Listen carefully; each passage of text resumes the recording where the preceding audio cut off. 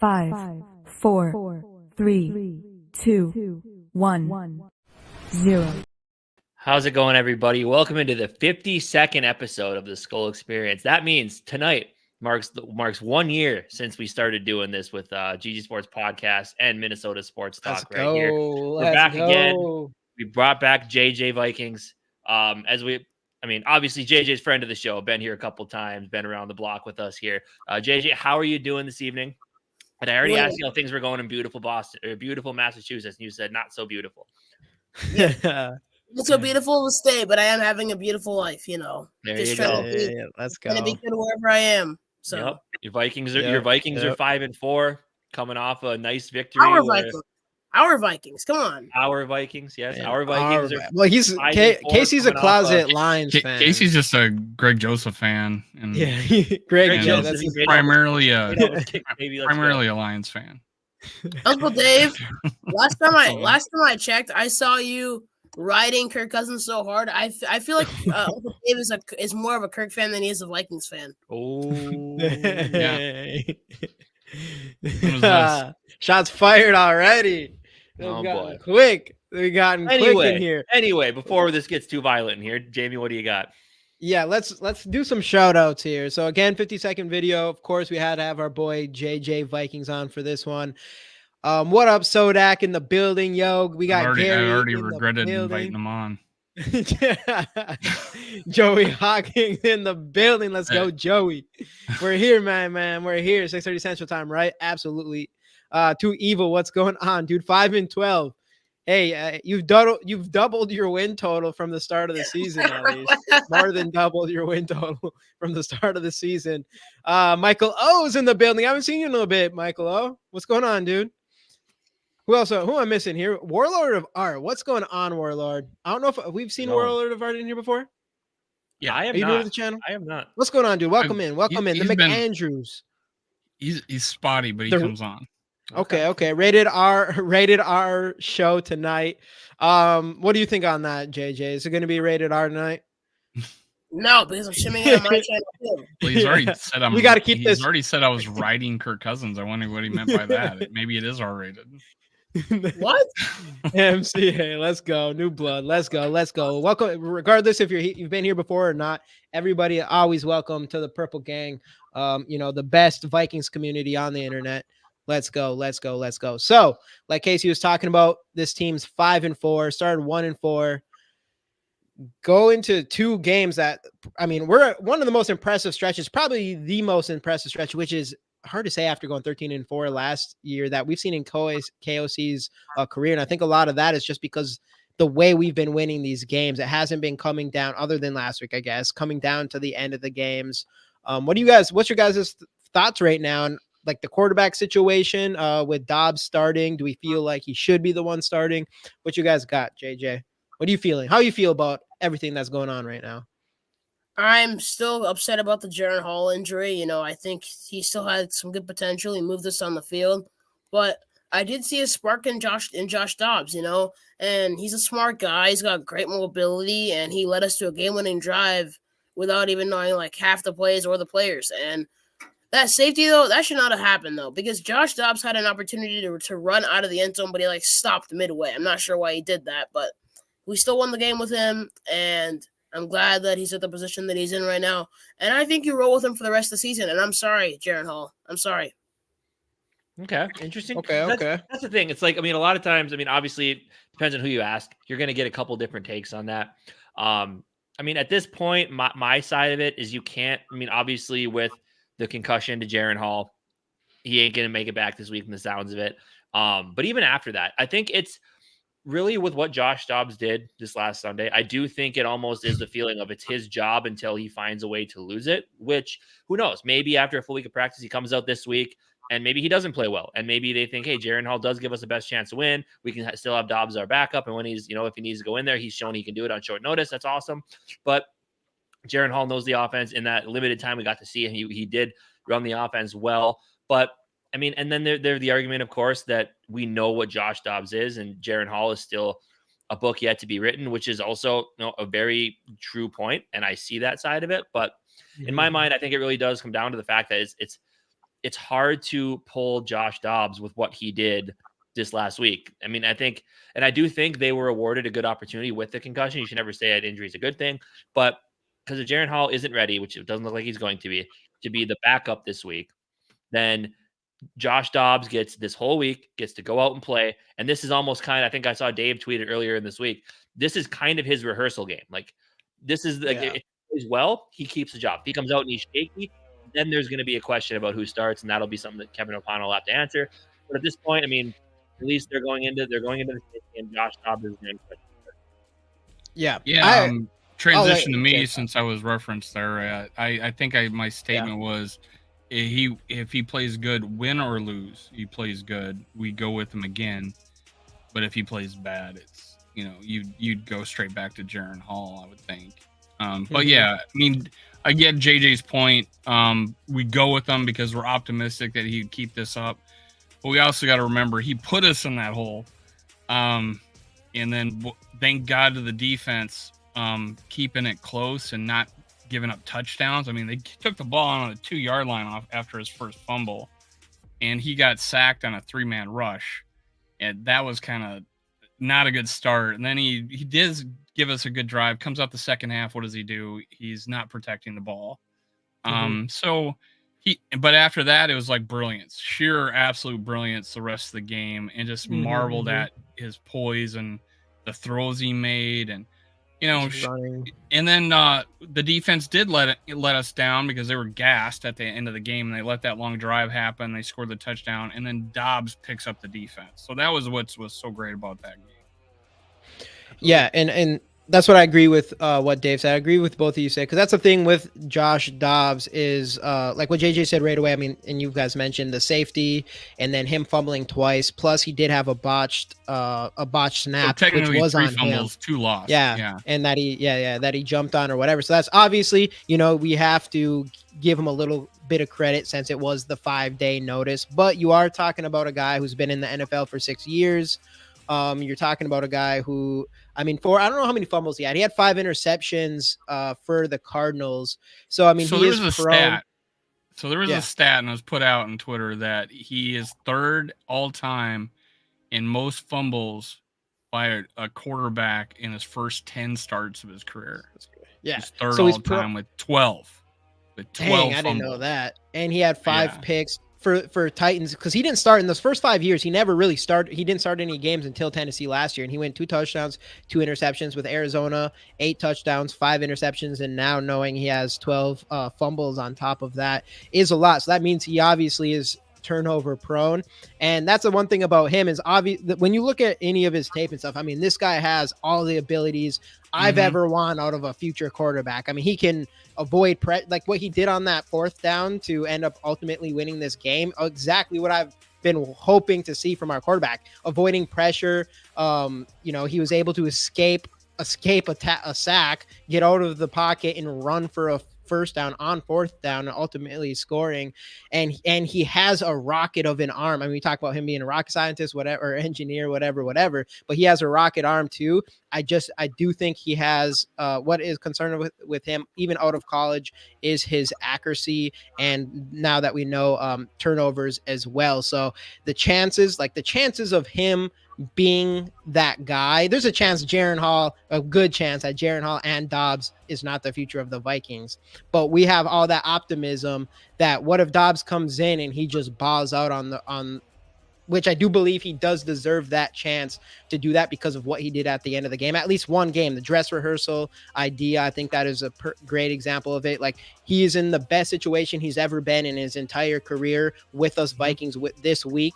And this is his time to show what he can do. Can he be that guy? Can he take, because we talk about Jaren Hall and like talk about Brock Purdy, and you can talk about Russell Wilson and all those rookie gems, but there's not a lot of quarterbacks that come in and was a journeyman and then and had like multiple teams have this guy practicing with him and passing him up over and over for him to eventually break out. Kurt Warner is probably the most recent example of that happening, and it'll be interesting. So, I mean, it's slim chances, but he does have all the tools you want. So this is his shot. Like, if he comes in and he continues to ball out, he could be something special, but I do think the odds are slimmer, and I don't think he has a very long leash, and this is something that Casey says. I think his leash is going to be short, and if he does have a lot of turnovers and it doesn't seem like it's going to work out, I do think we switch back to Jaren Hall as soon as the week after. But best case scenario, he comes out and he just took that massive step forward. Well, obviously we're all rooting for him, right? We all want him to take it over and go Randall Cunningham on us or Casey Keenum on us. Or, yeah. But we also like Jaren Hall as well. Like we also like Jaren Hall as well. So that's like the hard part. And I think a lot of the fan base understand the odds of Jaren Hall being that guy compared to Dobbs is more likely just because of the trajectory of their career. Sorry, JJ, I cut in there real quick, but if anything, Josh Dobbs or Jaren Hall this game learned just run to the pylon. Worst case scenario, you get out of bounds. But it's crazy how totally different this whole thing could have been with two different plays. Like the play before that, if he makes the throw to TJ Hawkinson, then he overthrew him just a little bit. Probably just a little bit of first NFL touchdown jitters flowing through him. Probably why the ball kind of was errant on him. Well, there was a guy in front. He should have waited a little bit longer, and he would have got clear. And he would. But I think it's that plus the idea of like, hey, this could be my first touchdown. I think he probably got a little bit nervous and just flew the ball a little bit. And then next play, just make the decision, run to the pylon, take a low dive so you don't end up putting your head in danger like he did. Tried to cut back inside. I mean, just in the future, I think it was a great learning opportunity for him for when he does get his shot, because I feel like he will get another shot to start some games. But yeah, at the end of the day, he gets a lot of learning potential. And, I think we'll see him in another game this year. I just kind of have that feeling. Yeah, it'd be interesting. I do too. Yeah, the season's going, yeah. Yeah. Back to your point, back to your guys' point about Case Keenum. I do remember watching the 2017 Vikings, like as a 7-year-old, like I was so hyped about the Vikings. Like I cheered them on a lot more. It's not that I don't now, but it's like my energy and love for them was just something else, and it still is today. But like guys, like I just miss the times when we were actually a consistently great football team. Like, remind me when that was. Yeah, what is that music? Not me. What's the background music? That's our music, but I had it pretty low. Okay. Oh. So Case Keenum, I've recently written a big thank you note to like Case Keenum, David Morgan, Kyle Rudolph, Trey Waynes, Anthony Harris, Xavier Rogers, all those guys who really improved my life as a 7-year-old back in 2017. Watching those guys, it was an amazing year. 100%. And you're right. Like that's a consistency we've been waiting for. Arguably, even last year, we saw we were 13-4, but obviously every 11 of those games came by less than one score or whatever. So it didn't feel that consistency feeling. It was just this constant roller coaster. And now we've kind of feel it in these last 4 games. Finally, this consistent, like we're just beating teams. Even the Falcons, with everything, we didn't have too high expectations going in this game, maybe a little bit more with Jaren Hall, but when Jaren Hall went down and Dobbs is in, it was kind of like, well, here we go. And for us to end up pulling a win in that situation, I think it kind of adds on to what this team is starting to feel like. And it does feel different than our 13-4 season in these 4 games. It feels like it does feel a lot like a 13-3 season though, where things has really worked out for us with that was that Case Keenum year. And it's that consistency feeling, That was the best defense I've seen in a long time. Yeah, really. The only thing that tarnished it is how bad they played against the Eagles. How bad the defense played against the Eagles is the only thing that tarnished that season. For sure. Because that defense, I would say it's the best defense I've seen in my lifetime, but they got destroyed by a backup quarterback in the NFC title game. So I'm like, I can't say it now. But one of the things that's so disappointing about this season so far for me was before last season, I said 2024 is our peak with the roster. Of course, that was before the defense went to crap, but we now know is Donatel, right? I mean, you could play good with these guys. Daniil Hunter's just an absolute monster right now. His job against the run game is insane. Hicks, all these guys playing so well that I thought this was going to be our peak year with with Kirk Cousins still at the quarterback position, and then he's having his peak year, and then he goes down. JJ's down. Darisaw's in and out. It's like, can we get? I would have loved to see the whole season play out with at least it would JJ and Kirk healthy, and see what we would have did. Mm-hmm. Because now you guys got people. Hey, see how much better Dobbs is than Kirk. We scored 31 points. Yeah. I mean, that's a small. He must be better. Yeah. Well, you're gonna get both. That's where people are going now. And I'll let you go, JJ. One second, JJ. 1 second. Yeah, 1 second. Talking about JJ, another show, another Justin Jefferson rookie card. I was hoping they're going to be here today. I do have Addison rookie cards coming.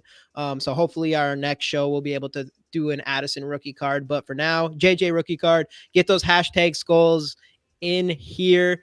Like the video, subscribe to the channels. Go subscribe to JJ Vikings podcast here on YouTube. Everything is in the description. And speaking of that, we got RAP in the building, Purple Pocket Podcast. Let's go. But yes, get those hashtag Skols in here. And yeah, JJ, what's up, man? What were you gonna say? Am I allowed? By the way, am I allowed to do the hashtag Skol? Yeah, you can. You can. I mean, we want your attention here a little bit, so don't you don't have to do 100 of them in a row, probably. But you can get one in there if you want.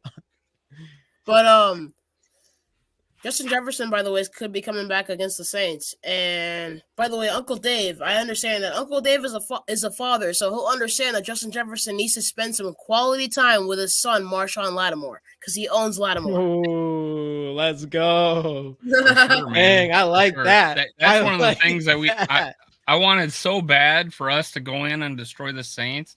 Because, Cam Jordan thing, what Cam Jordan said about Kirk in the offseason, even though our recollection of him is not getting anywhere near the quarterback, and we burned him on that Thielen throw back in 2019. Yeah, and the best thing about Cam Jordan is his dad. Yeah, pretty much. 100%. And you also talk about Josh Dobbs, for example. By the way, he's in a good position because I know Jaren Hall and Josh Dobbs are two guys that are considered backup quarterbacks, but I think with a guy with Josh Dobbs, his skill level and his experience, I think that works well too. You also have Jaren Hall with may not have as much experience, but he does have good mobility and skills. So I think those guys are so good where you could even think about a rotation between the two. I'm not saying we should do that. I still like Josh Dobbs, but those two guys are just. They're a good quarterback duo. They're pretty underrated, and I think that they can really do some great stuff. Jaren Hall, if he comes back healthy, it's not that I want Josh Dobbs to not succeed. I like the things that he's doing, but Jaren Hall, we still got to see something from him. We still have to see something from Jaren Hall. But the good thing about Josh Dobbs is he's in a good position. He's in a good position with a rising offensive line, a rising defense, and our defense. Guys that are stepping up quietly. Josh Metellus, DJ Wanham. Even Byron Murphy had a better game, and I'm just liking the way our defense is. Caleb Evans, he had an okay game in there. Jaquelin Roy who got the forced fumble in there. Uncle Mike's guy, Kairos Tonga. I haven't seen much of Tonga. I want to see more from him. Yeah, we haven't seen much of him. I don't know how much. I'd rather see more of Jaquelin Roy right now. Jaquelin Roy had a see nice him in win here. the other day, It's a big play. He's doing more. Roy's doing more. That swim move of his is ridiculous. Yeah, dude. We're getting some whispers. Andrew Booth contribution on the field too. He's playing decently. Maybe, but I'm liking Mekhi Blackman though. Mekhi Blackman's a beast. He's our best corner. He's our best corner. I still my prediction coming into this year was that Mekhi Blackman would take over Caleb Evans at least. At some point in the season, and I still think that could happen because even like you said, Caleb Evans is he's playing up and down. He's allowing some catches. He does look good as a tackler, though. He's good to be on the team. I mean, no question. He's not a bad player, but to the point where it's just I do think from a coverage standpoint, I could see Blackman jumping him. And I don't know. So probably it's weird because KLC takes a long time to replace players, but so we'll see. Blackman just has better instincts. He is very fluid. You know, with corners, they talk about hips. I mean, he turns and looks a lot more smoother with Evans. He's running and turning, and he doesn't, he doesn't slow down. Evans gets that PI penalty, right? He'll run into the dude. It looks Blackman will turn around and make a play on the ball. I mean, Evans has done it, but Blackman's just so much better at it. He's just quicker turning and running with players. Yeah. And no, Evans can hit. I think all our corners are good tacklers. So I feel. I don't think JJ liked what what'd you say there, Dave? JJ was like, I'm out here. I'm done with this dude. Yeah. There he is. Connection. My connection. Oh my gosh. But yeah, dude, I don't know. It'll be interesting to see what happens with Blackman though. But so far, we definitely are liking what we're seeing out of him. And it again, with all the hate Kwesi was getting, pretty much, and KOC, but we'll talk about Kwesi for a second, was getting up until these 4 game stretch. His 2023 draft is looking pretty dang good. And I think Bleacher Report came out with an article today, and they gave a grade for all first round rookies, and only 2 players on that first round got A+, and it was CJ Stroud and Jordan Addison. And so you got him. I mean, just and the whole thing with Randy Moss being the 21st pick, JJ being the 22nd pick, and then now Jordan Addison being the 23rd pick. It is weird how perfectly that is ending up to turn out here. But yeah, we got a stud in him. And then we're seeing progression from Blackman for sure, to the point where I think fans are not pretty soon here are going to be asking him to be one of the starting cornerbacks. And then you got Jaquelin Roy getting better, just ultimately, and then Ivan Pace Jr., whatever. This 2023 draft is looking pretty freaking solid, even though the 2022 isn't the greatest. So I do think Kwesi does deserve a little bit of flowers here. As I said Monday, I do still think Lewis Cine is the best kept secret on this team. I do think that. It's a deep secret. I think the plan. I think the plan is for him always to replace Harrison Smith. So people say, why isn't he playing when Bynum goes out? Why is Theo Jackson coming in? I just don't think he plays that position. I think he's the ultimate Harrison Smith replacement. I think they're coaching him up. I think they're keeping him secret. And next season, man, watch out. 3rd year in the league, dude's gonna blow up. I'm telling you, watch out for it. I'm gonna say something real quick. I can believe it. It's just the coaches, they'll bury a guy if they don't feel comfortable with them, and that's the only worry is like he's like, okay, and then Jay Ward, I don't know what the deal is with him, but yeah, I mean, I think he'll be a good player too, but that was such a wasted pick. He had already way too many safeties. Sure. I think they were thinking he was going to be a corner, but Cam Bynum. I hope this doesn't come out biased, because Cam Bynum, we met each other. He did great things for me. You're best friends now. Yep. Yeah. That was one of your better interactions, man. That was great. And you brought up the Washington game. That was funny. Yeah. Oh yeah. But Cam Bynum is definitely a top. Would you guys call him a top 10 safety? I would. Yeah. Top 5 right now, probably. Yeah. Maybe even top 5. Yeah, sure. From a production standpoint, he's definitely top 5 right now. From a production standpoint, obviously, if you're going to ask, if you're going to do a poll for the whole NFL, I'm sure people aren't going to vote for him to be there, but he should be. From production, he's been a top 5. People wouldn't we got him for another year. He's consistently helping the team, whether or not it's pass breakups, interceptions, and he's even making tackles, and he's not the biggest guy ever, but he's tackling guys that are almost twice his size. Kyle Pitts setting people up and everything. He sets people up. It's like how do you do that? Like, you're in person with a guy twice your size, and you still make the tackle. It's crazy. Cam Bynum does stuff like that. Yeah, dude, nobody expected that from him this year. I mean, it was kind of coming in it was going to be Lewis Cine or pretty much. I mean, Lewis Cine, like everybody kind of had. Yeah, that was so secret. He doesn't know the secret. He doesn't know this.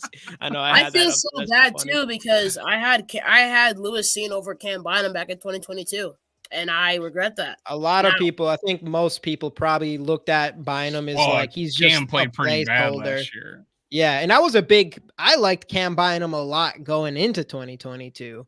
I thought I liked the small he was kind of like Josh Metellus last year, in 2022. You got to see a little bit of him, and he did a lot in his limited playing time, and that's how Cam Bynum was in 2021. And then obviously we know in 2022 he wasn't that good, so we were kind of thinking like he's the placeholder for Lewis Seen or whatever coming in this year. But he said no. I'm not only going to be the best safety on your year, but I'm going to be. I think there's one time. I think he did once. Nothing stands out to me right now. Like nothing oh my too God, much. That happened to Cam Bynum. Oh yeah, Cam Bynum. Next year is his contract year too. Yeah, you got him for one more year under contract. And also, you know, how much he'll get paid. He also have, he definitely will get paid and extended for sure. He'll get extended. We should have more money that year, so should. Yeah, in 2025 we should have plenty of money. So yeah.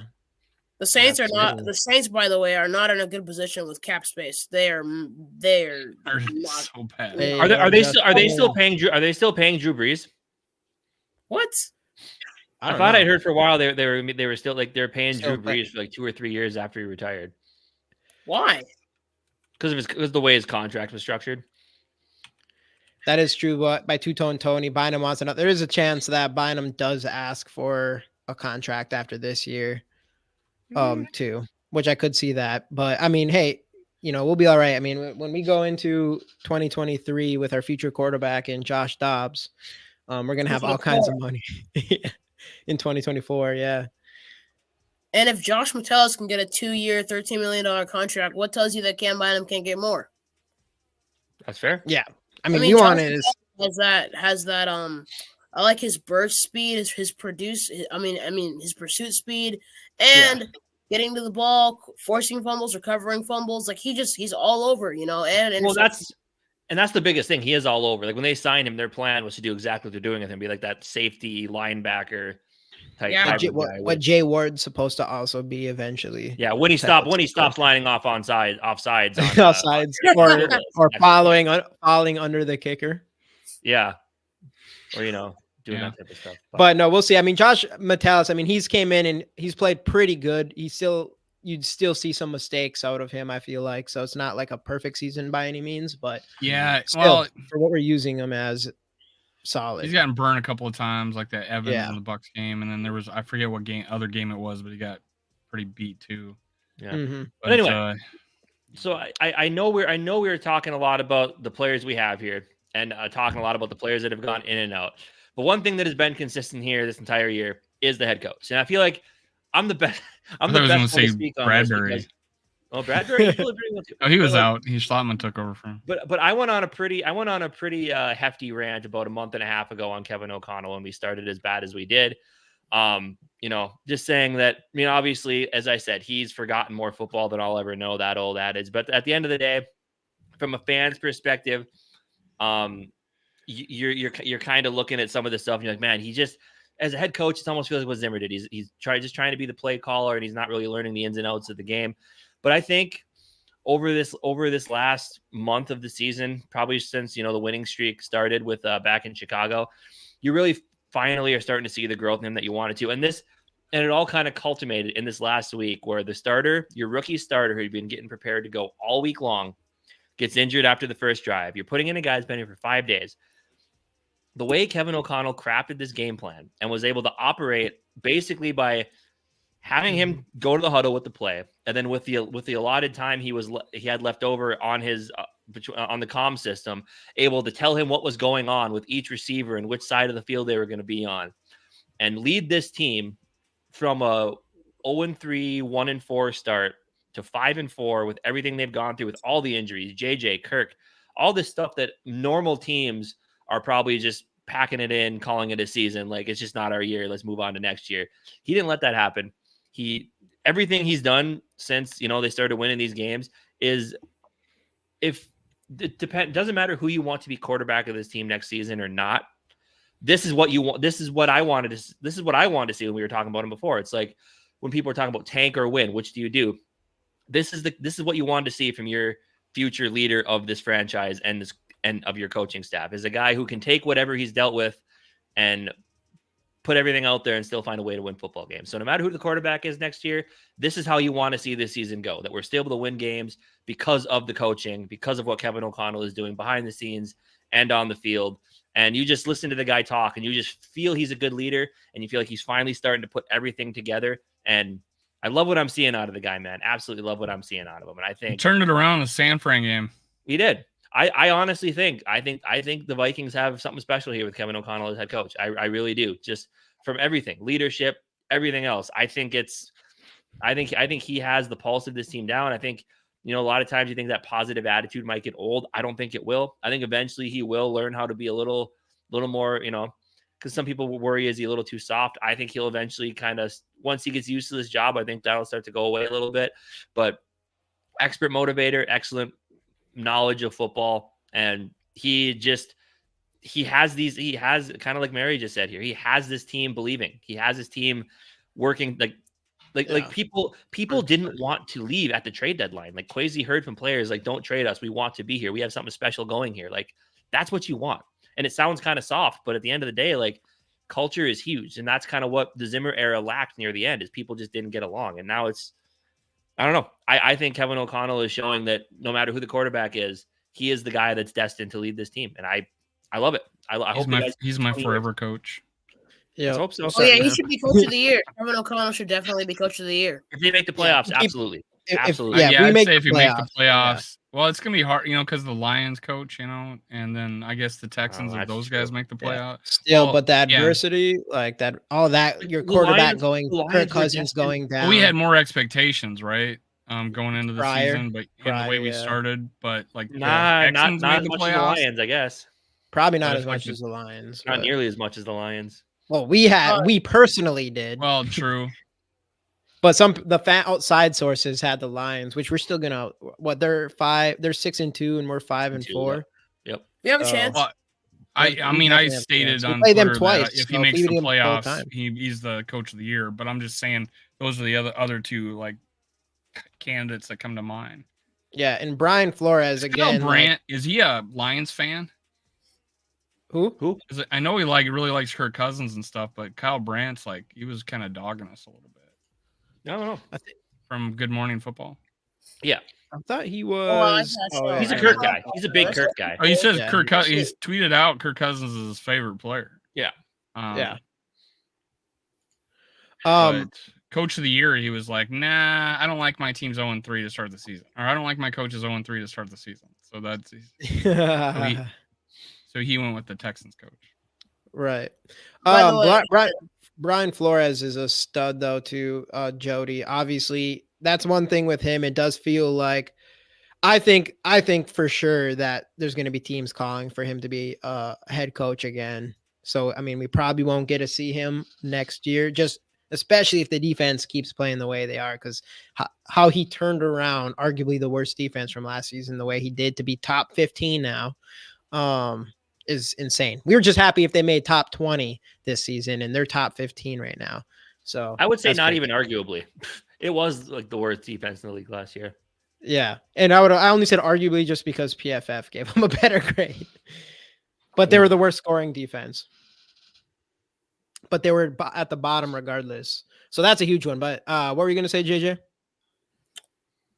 It comes like with Brian Flores too. Like I've met him too, but this isn't biased just because I met him. But it's impossible. Wait. Who'd you meet again? Brian Flores, man. Brian Flores. Oh, and West Phillips. And West Phillips. Okay. Let's go. He met Boomer you met Boomer Phillips. Boomer Phillips. West Phillips. Yeah. He called him old. Wade Phillips. Yeah. His face. But no, back to Brian man. Flores, JJ. Yeah, he's definitely a stud. Definitely turning this defense around.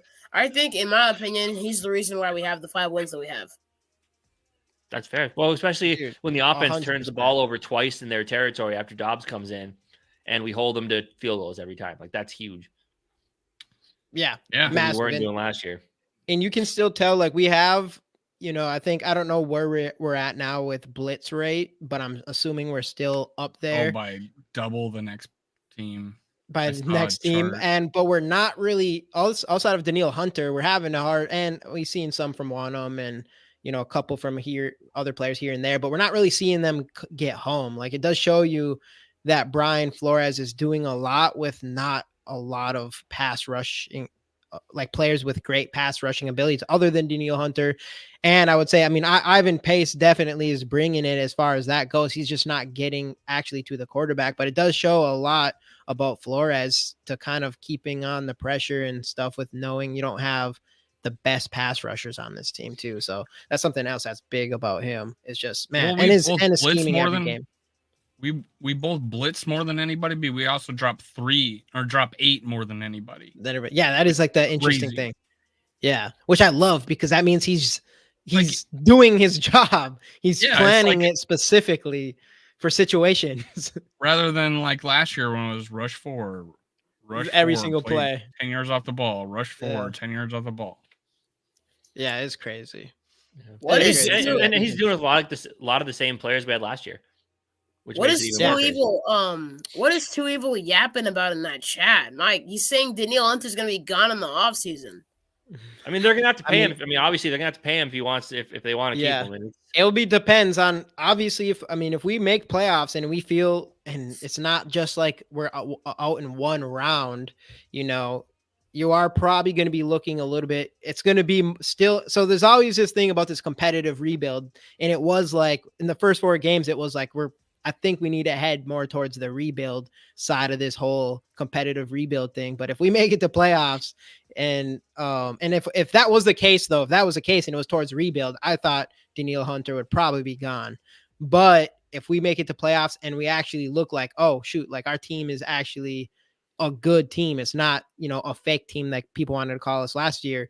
Then I do think we'd probably try to, if we can somehow, I don't know, people say we can't afford them or whatever, but I don't believe anybody anymore because somehow, some way, there's always a way to do it. It seems it's going to be 2017 all over again, right? This team starts out quarterback injury, like, oh shoot, we come back around, we make it all the way to the NFC Championship game, we almost win, and then people say, you know what really would have helped us? Kirk Cousins, let's sign him. Yeah, so we'll extend Kirk Cousins and all over again. We'll re-sign Kirk Cousins, and then you'd be. And then we got people helping us. 6 years down the road. You got people rooting up for us to lose again. So it's just funny how Too Evil yappers in the chat, like he's saying we should bring back Zimmer as our defensive coordinator. We should go. I don't know whether to take him seriously or not. Sometimes. Dude, no. Too Evil. I mean, because this one here, like Hunter likes money more than culture. Danielle was one of the guys that said, "Hey, I don't want to be." He's one of the guys that said, "I don't want to be traded. I want to stay here." So sure, is it? Oh, I know. Too Evil's over there. He's Too Evil's over there with a big smile on his face right now. I know it. He's over there laughing. This is how it's gonna go. No, we will. Danielle will say, "I want to extend." Kwesi will go, "Here's $1 billion," and he goes, "I'll take it." But it's not. Well, I'm just kidding. But he's going to get paid well. I don't think he's going to break the bank for us. I think he's going to take a team friendly deal again. Just not for what he's worth. Guaranteed money. It'll be guaranteed money, but it'll be more team friendly. And the whole reason behind it is because I will say it, and I've said it for like 3 years. We're a destination franchise because of our, everything we got going for us, facilities and everything. It's like. Who's got it better as for players as we do with the owners, the management, the coaches? Mm-hmm. No one has it better than us. I mean, all the way to the stadium. You can argue for a couple other teams, but Jesus, the whole thing. Besides Minnesota, right, JJ? He's like, yeah. You got to think about that one. Hey, what's the news on Bill Belichick up there in Boston, man? What's going on with that? I don't know, but the rumor on the street is he got a secret extension during the offseason, but he might not last past the next couple of weeks as the I don't know if it was just his coach or GM. I didn't hear that through the grapevines here in Boston. That's something I saw online. But I don't know. Like, that's what it sounds like with Bill Belichick. It sounds like there's a chance, at least that's the rumor, that he could get fired in the next couple of weeks if they have 2 wins this season. I don't see it happening, but man, it's a rough time. It's a rough time to be living up there in Massachusetts. The Patriots aren't any good.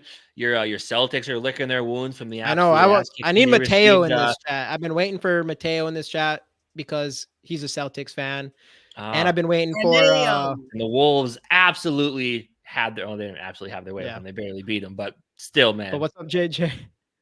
I may live in Massachusetts, but Minnesota is my home, and I want nothing to do with the Patriots or the Celtics or anything in Boston. no. I'm not a Boston guy. Never will be. Not a Mass guy at all. No. Yeah. Minnesota's my home. I was born there, lived there for 7 years. I love that. Not Mass. It's the wrong animal over here. It's the wrong animal over here. I personally don't mind Boston, but I definitely don't Not like even any the of their UMass sports women's basketball team. You don't like them? No, not Oh. really. I like no. I mean, no, not really. Ooh, Or that's they an need interesting idea. Go to Patriots. Dang, interesting just comes idea. in and gets Belly's job. No. I could see that. Ew, boo. I don't think Brian. So we just have to be. well, here's We have the to be deal with real. Where he got his Flores coaching is Your owner is probably like not- the Patriots owner is part of the cabal, right? Like he's protected. Like what he did down here in Florida. Yeah, I'm not going to right. say it because I don't want to have earmuffs going on. But yeah, he's a part of the cabal, and the Right, commissioner right. does not. I guarantee the commissioner doesn't want Flores to get a head coaching job after getting sued. So being that Kraft is like part of the cabal, I'm like, yeah, I don't see that happening. Yeah, it'll be interesting because that's what Casey kind of brought about Brian Flores, but I'm like, it would be extremely. I mean, they cover up a lot of. We don't want to get too much into some politics here, but it'd be so extremely obvious that like Brian Flores should get a head coaching job to the extent like it should cause some ruffles for sure because it would make no sense, especially if we go into playoffs and we do well there. But hey, I mean, you never know. He admit that hey, I came out, I'm gonna do the right thing. I'm this kind of guy. I'm not gonna just brush it aside. But in the same point, it's like he knew what he was doing. He knew it was what would happen, and hopefully, he gets his head coaching job for him, not for me. I want him to be our defensive coordinator next year. I will not complain if it's our defensive coordinator next year. Right. Fortunately, if he does go become a head coach, I think we get 2 third-round picks. I believe it is. Is that real? Yeah. I don't know. Yeah. I believe it's 2 third-round picks. So, okay. I mean, well, he better be mentoring somebody. That's right why. I know that's a big one. That's why San Francisco had so many draft picks last year because of D'Amico Ryans, yeah, and Mike McDaniel. That's why they had so many. The Rams, I'm assuming, got a couple third rounders for sure.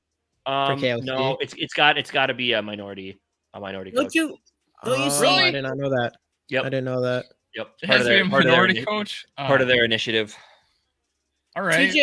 TJ Hawkinson is really living up to his money now. Like he's actually proven his point. Like getting the money, he's actually proven that he earned it. And also, watch out for Brandon Powell. I think it's going to be the Powell for sure from now on for sure. The Powell Patrol. I like that. He caught the game-winning touchdown in front of his family against the Falcons, thrown by Josh Dobbs. Good story. Dude, he's came in and he's exactly what we wanted out of Rager, pretty much. So they made the right decision by rolling with Powell instead of Rager, I think, this year. They're even using him a little, like they'll do some more end arounds and stuff with Powell too, which is kind of nice to see. He knows the plays. I looked it up. I think it is Rager plays for the Patriots now. I think so. Oh yeah, he is. I think he is getting some playing time over there. Actually, I don't know how much though. Probably not doing that great, but yeah, no. I mean, pay attention, obviously. And that's one thing with Jalen Naylor. It's like, unfortunately, we probably ain't going to be able to see much of him anytime soon, unless actually, you know what, that could actually not be true because I'm assuming I can't imagine KJ makes it to this game. Now. Yeah, because man, he got, smoked in the head during that play. So I can't imagine. So if that's the case, I mean, you're rocking obviously Addison #1, but then you're rocking Powell's our second best wide receiver there, and hopefully you see some Jalen Naylor. I know Jalen Naylor, full practice. So I mean, if he comes in and takes that third spot, technically Powell is kind of, he's not even a prototypical like wide receiver 2 or anything like that either. So you might see Jalen Naylor on the edge, though. I do know that we had what's his name? What's the guy that we got from the Patriots? No, N'Keal Harry. He was out there for some snaps. So I don't know if they would be more willing to have N'Keal Harry out there or have Jalen Naylor. But I'd like to go see some Jalen Naylor because he was looking, or Tristan Jackson too. That's another one. Who did score a touchdown? Jalen Naylor is better than Tristan Jackson. He dropped his. Jalen Naylor looks so good in training camp. Tristan Jackson had alligator arms and that perfect throw by Josh Dobbs. Uncle Esco would disagree. Uncle Esco would definitely disagree with you, Uncle Dave. Yeah. Oh yeah, he knows. I have visual proof. Tristan Jackson had alligator arms on that play. TJ had one too earlier in the game. Probably because his ribs were on fire. That was prior ribs, I think. It was pre-ribs. Yeah. He's TJ is definitely stepped not the one he up got after punched this out, first- but first- there was a previous crossing route. I think he got alligator. And Jordan Addison got punched in the face. Oh yeah. I didn't see it for a reason that they live up to their name, was like- Dirty Birds.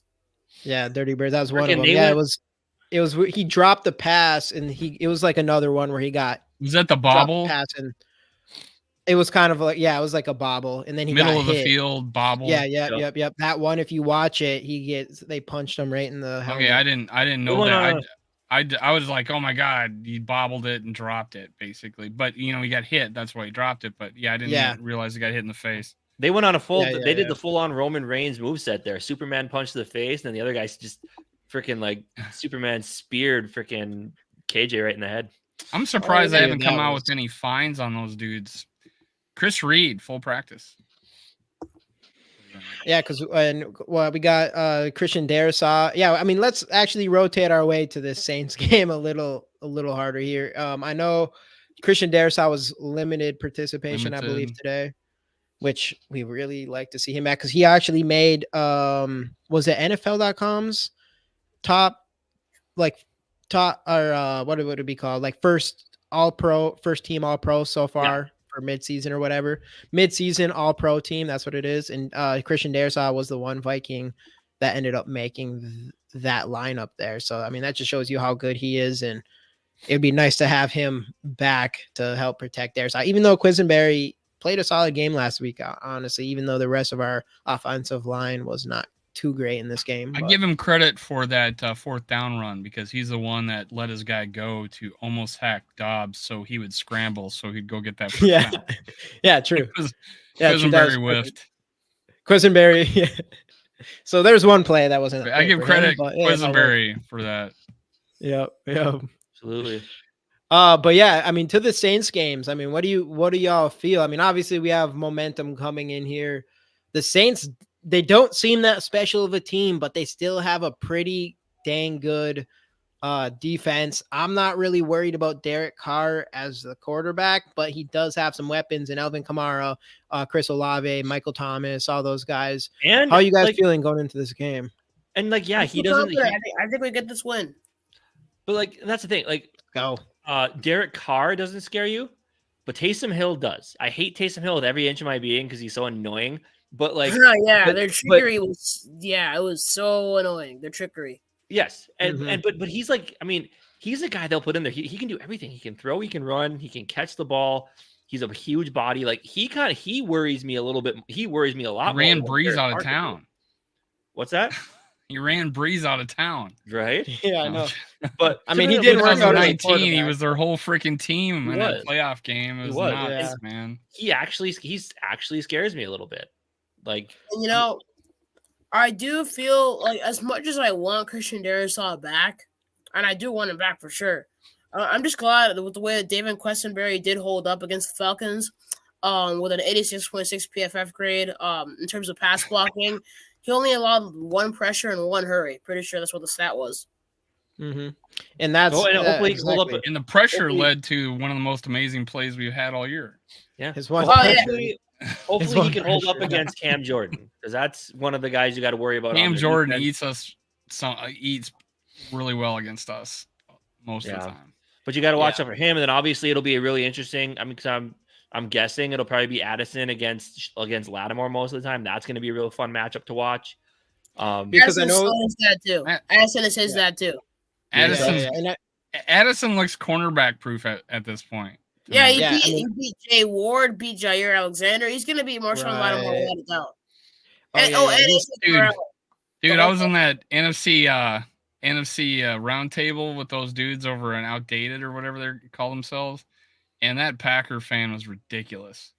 He was going like, Alexander, Addison did not beat Jair Alexander. It's like, oh my blah, blah, blah, blah. And I'm like, oh my God, he made him and I was like, you made him his daddy.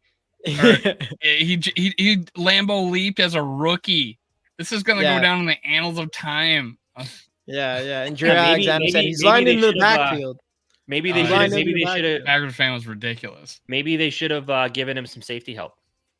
Never know. Yeah, he may need some help. He's he does need some help. Jair, safety help Alexander. Safety help Alexander. That's exactly. Dude, Tomorrow's just coming back from injury. We He's need been back for a safety few help. weeks now. Yeah, he's been suspended for the first 3 weeks of the season. Or suspended. Yeah, that's what it was. Kamara. He was suspended, but he's been back for like 4 weeks now, I think. How many touchdowns did he have against us that time? 6? 6, yeah. Have we heard what held CD out last game? Yeah, they said it was a groin aggravation. So, which is kind of worrisome because that's what he had last year. That's kind of what held him out of the first year, his rookie year. So hopefully, 3 years ago, it was his rookie year. Yeah. So hopefully that doesn't surface again. It was a bunch of other things last year that kept him out, but concussions I think last year. It was concussions last year. To JJ, what JJ said earlier about Justin Jefferson. I mean, he's practicing now. It does sound like KOC's like, well, we're not going to rush anything. So I don't expect JJ to be back this week, but we probably do see him next week. He said to put him out there this week would be probably a little bit too aggressive. He said he'll practice, but hopefully. We are so conservative with injuries. It's probably a good thing. With JJ, you have to be. Better safe than sorry. Better safe than sorry. Especially with JJ. Yeah, we want him back. Yep. And going into this game, that's what I would maybe be worried about too, is just if I'm assuming, I personally think that I can't imagine KJ playing this game like I mentioned earlier. So, I mean, you do have Jordan Addison, Powell, Heel Harry, Naylor. If Naylor can step up the way we want him to. Practice. That'd be huge. I'm about to see him, Jalen Naylor, get a shot. Hopefully we see Jalen Naylor out there, but that's going to be the thing. And then we still have TJ Hawkinson, but they do have a good secondary. And, back to JJ's PFF drop here. They have an 88.9 grade in coverage, which is number 4 in the NFL. And that's without our Justin Jefferson and without KJ Osborne. So I do think that's something we have to worry about, though. I agree with all of you in saying Jordan Addison is cornerback proof. So, I mean, we do have him, and then you still have TJ Hawkinson. We still have so much. I mean, we lose KJ and we lose JJ, and you still feel like you have the talent at wide receiver now with what we've seen from Jordan Addison as a rookie here. But so I think that's something that I would be worried about, but I still think, I don't know. It should. And shout out to Addison. He had a couple really good blocks in that game. He did. Yeah. Yep. Really good blocks. So for all the people that didn't want him to start over KJ Osborne because of his blocking. Yeah, now we finally can put him out there because he's learned how to block. Did you guys bring this up yet? Ty Chandler will have at least one play over 30 yards. He might have to. I had stated that he'll break one for 80 in the first quarter, and then he'll get like 2 carries the rest of the game because we do not want to, ruin the order of things. Veterans play more than younger players. That's how we do it here in Minnesota. It's like, come on. Ty Chandler's going to show his shit and earmuffs. Sorry, I apologize. Oh my god! Just move on, and YouTube won't notice. I'm so sorry, move man. On and YouTube and Kevin O'Connell did say that he was going to get more playing time this week. So, and we're kind of going to need to because he's going to have to more than 3 snaps. Yes, that'd be nice. Or 2 or 1 or whatever. Yeah, he should be. It should be 50-50. It should be 50. I know it's not happening. He's our number 1 running back in 2024 if we do not draft somebody. Is Dwayne McBride still on the practice squad, by the way? Yes, I think so. I saw him on the depth chart. Okay, got it. Dwayne McBride. Oh, Dwayne McBride. Yeah, he's in practice squad still. Yeah, it'll be interesting to see. I do hope we see a lot more Ty Chandler. It is unfortunate we do lose Akers because CJ Ham, we need more of that. Yeah, I think you need to have more CJ Ham runs for sure. Because he's just going to go right up the gut. We need less. Player? I put CJ. We need more like from Madison. Hey, let's go. There he is. Did you get to meet him? Man, the myth, the legend. JJ, did you get to meet CJ Ham? No, I just got like a handful of cards from the Minnesota Vikings. They mailed these to me. So you got Oh, dude, that's cool. Yeah, show them off. Many cards. That's Many, cool. That many. came from the There's so many Vikings. more over there. Interesting. That's cool. That's cool. This one's Uncle Dave's number one guy. He loves him more than he loves the Vikings. But here's the guy. Pretty good quarterback. Do you have any Josh Dobbs in there? No, this was at I know. week 1. This was the week 1 game. Like when we were just like, instantly it's makes the classic cards. jerseys. These the classic jerseys. Yeah, that's cool. That's classics. The classics brand. It's from Alexander Madison. I remember Papa Gary telling me that there are only 25 of these in the whole world. Mm-hmm. And Uncle Casey, Yeah. Uncle Jamie, these are from you. Oh yeah, I was gonna say. Thanks for that. Hey, you've I won kinda more than 2, haven't you? Pretty sure, but I like to keep them safe. That's what's up. What's up, Dave? Oh, I forgot who I gave my Ty Chandler 1 and 5 to. Now I'm kind of upset I did.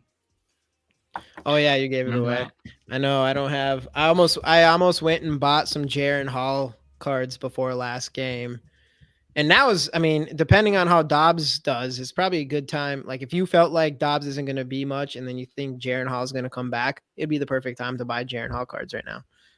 Yeah. Hey, Eli Prod in the building. What's up, dude? Hey, Eli! Let's go. Let's go. Eli is amazing.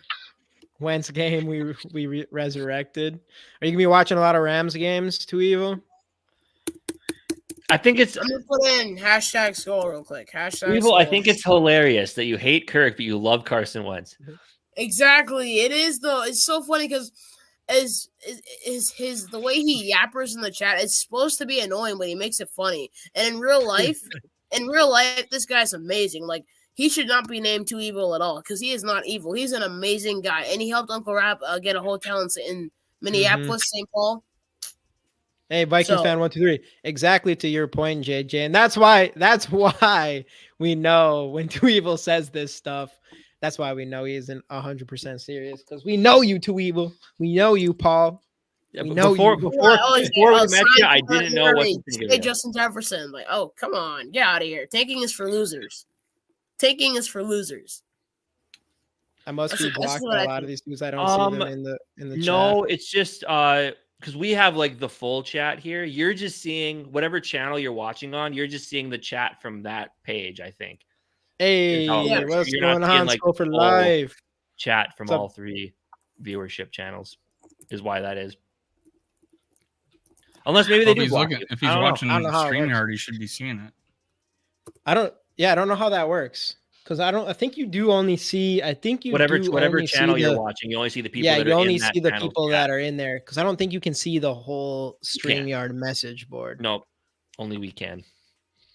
Because we're better. Yeah, than let's everybody. go. I'm Drop kidding. your hashtag Kidding. Skols in the chat to be entered to win a Justin Jefferson rookie card. Get those hashtag Skols in. Like the video. Subscribe to the channels. Go subscribe to JJ Vikings podcast. His link is in the description. All that good stuff. Obviously, subscribe to us, GG Sports Podcast, and Dave with Minnesota Sports Talk. Whenever you're ready to do the hashtag Skol, I'll be ready. I'm ready. He's gonna show us what he does here. Well, all right. How about this? Let's Morgan start. Keep him as all right, far no, away from my team as possible. You know he's here. Yeah, we'll run this card pretty quick here. Before we do that though, let's get some score predictions in for this for the Saints game. Starting with you, Jay. Or wait, do we want to start with JJ or end with JJ? I forgot what we like to do here. I'll start 27-17 Vikings you, win.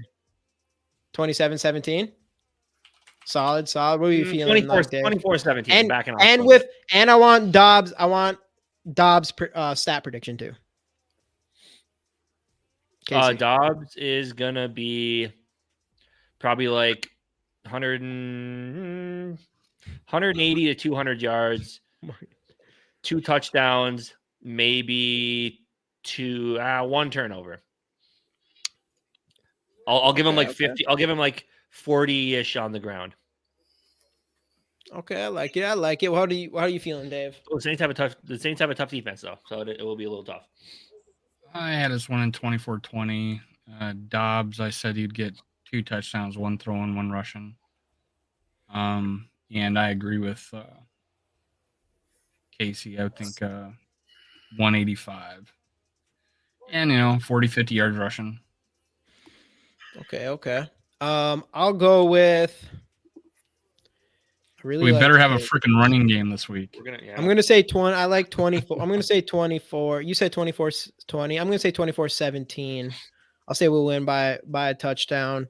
24-17 Vikings. With Dobbs, I'll give him 200 yards flat. I'll give him actually we'll go 201. 201 in the air.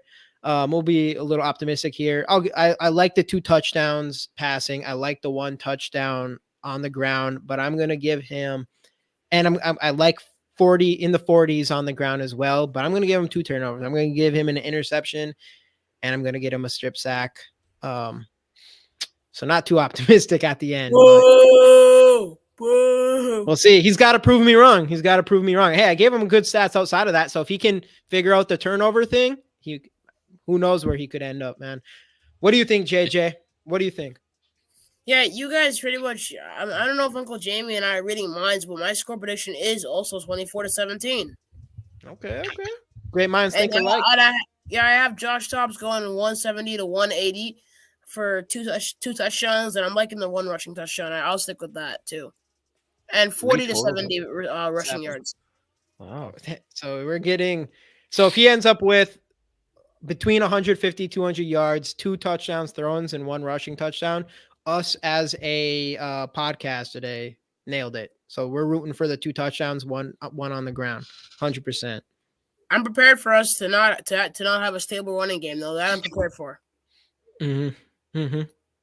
It'll be interesting. It's going to be It's another game that's kind of exciting because you don't really know what to expect from your quarterback for sure. And that's kind of how I felt going into last week with Jaron Hall. And this one, it's going to be somewhat similar and see how the coach. We don't have a running game, then we lose that game because we're predicting that we have less than 300 yards offense. So. Yeah. And I do think hopefully that's the one thing too, with Dobbs being able to run the ball. And I'm assuming you're probably going to even see more, like direct snap or not direct snap, but like direct. What is the word called when like a plan run for the quarterback is what I'm saying. Like we didn't see any of that last game. It was like a design run. A design run. Thank you. So a design run for the quarterback. I do think we're going to see more of that. And I do think you're just going to see more RPOs mobility, obviously out of Hall or out of Dobbs in general. AK, what I'm trying to say here is I do think that could open up the run game in itself, is having that type of mobility coming from your quarterback. So that's something I want to see that, but he didn't put it in for either quarterback. Yeah. Well, we only see. Yeah, it would have been interesting to see because Jaron Hall's notice too, though. Like, yeah, it'll be interesting. I'm assuming. I think he'll put in some design runs, maybe some RPOs in there with Dobbs. I can see it. He's just. Even comparing, Jaron Hall is definitely mobile, but there's definitely a level up from a mobility standpoint with Dobbs compared to Jaron Hall too. So I think it's obvious, man. If there's one thing for sure, he has that mobile ability to avoid the pressure and extend plays with his legs for sure, which is nice to see. But yeah, so everybody in here, get those final hashtags, Skulls in here. Again, go and I should honestly go and grab JJ's link here. All right. Here, I'll do this after this. All right. We'll run this bad boy. All right, we're going to run it. 3, 2, 1. What we got here? Who we got today? Let's see if JJ's thing's working. It hasn't worked the last couple times, but maybe today's the day. He's on the show. I haven't seen him scroll through. Too evil. There it is. Too evil, too hope. He doesn't deserve it. He doesn't deserve it. Oh my gosh. It's okay. It's all right. He earned it. He definitely earned it. No, he earned it. He does. He honestly, he does earn it. He's a very generous. He's a very generous troll in this chat. 100%. Yeah, exactly. Yeah. Evil wins. Oh my. Okay, now never mind. He doesn't earn it. I take back what I said. No. It takes Evil one wins. comment to Evil, one comment to screw it up. Hey, and I just dropped anybody in here who's not somehow subscribed to JJ Vikings. I dropped his link in here, so definitely go and do that. Appreciate it. For Thank sure. you. For sure. Absolutely. And obviously subscribe to us as well. But Anything you guys else? have Anything else before we hop off here? Skol Vikings. That's all I can say. Yep, we got thanks Let's everyone keep for it hopping going. in. As we mentioned earlier, the 52nd episode, 1 year of Skol Experience. We'll be back again next week. Obviously, got the game on Sunday at noon. Hopefully, 5th straight, and we're right back here next Wednesday talking about another W and a 6-4 operation. But time will tell. Thanks everybody for hopping in, and we'll see you guys next week. Skol Vikes.